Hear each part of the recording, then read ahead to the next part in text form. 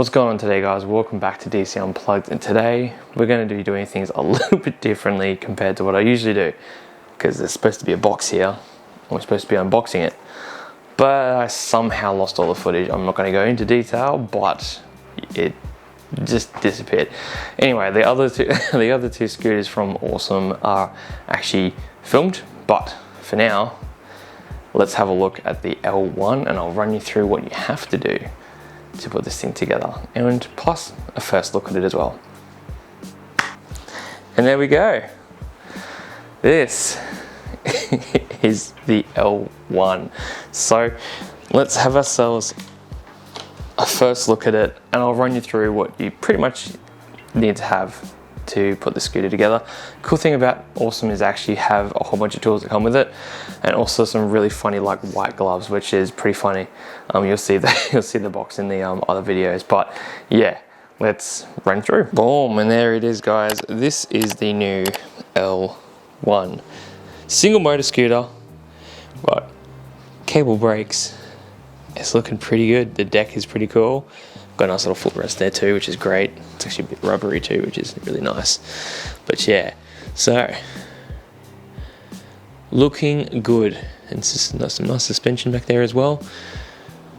Alrighty, so pretty easy stuff to put together, guys. All you have to do is just undo these the bolt clamps. Obviously it comes together. You'll see it's pretty much the same assembly as the L2 and the DT2 screw that you'll see as undo, but pretty much just undo this, grab your bars, put them on, bolt it all down. Just make sure you're not crimping these up when you're bolting everything down. But yeah, so yeah, it's actually quite nice and easy to do. Obviously adjusting your brake levers to how you want it as well when you're putting this scooter together. The scooters do come with two normal NFC tags for the screen and a spare, which is pretty cool. As you can see there, this is the spare one, keep it in a safe place. So I'd put that one in your drawers, in a drawer or something like that, somewhere safe. And then of course you've got these two here, which is just your normal NFC cards. Over to the right of the bars here, we've got the power and all that sorts of stuff. We'll start the screen up in just a second. Trigger style throttle. Over to the right hand side, what would usually be where the dual motor button would be is just a little kind of blank off space, and then we've got indicator and horn. So I think at the time we did our first startup.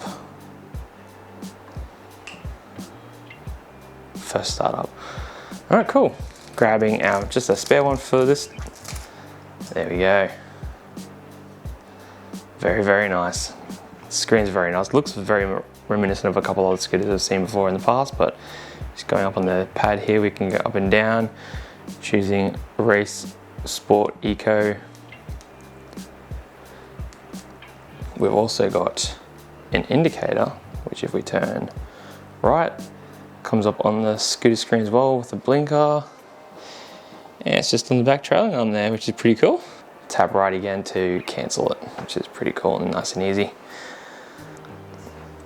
Holding the plus button on that will turn on our headlight, which it actually has quite a bright headlight, not bad. Speaking of the headlight, this is probably the only thing that gave me a bit of grief. This is actually a little bit tricky to mount up because of the two Allen keys, and there's like a little metal bracket that's in there. Little metal bracket. It was a little bit of pain in the butt to mount up, but once you got it, you kind of have it after that. This folding mechanism, by the way, guys, is amazing. Again, we'll go more into detail about the scooter when we do the review, so I'll show you exactly how to put all this stuff together, but it's pretty easy. Again, guys, I do apologize. Obviously, I lost the footage and it really sucks. It's actually ridiculously heartbreaking for me.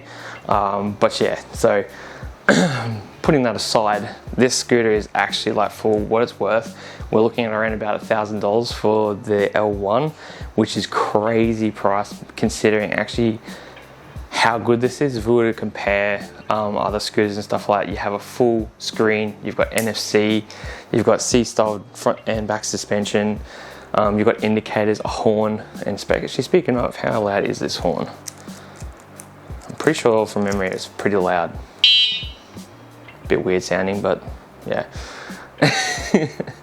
But yeah, It's got a lot of really good features. You've also got height adjustment as well, which is pretty cool. Only the L1 and the L2 get that. The DT2 does not have height adjustment.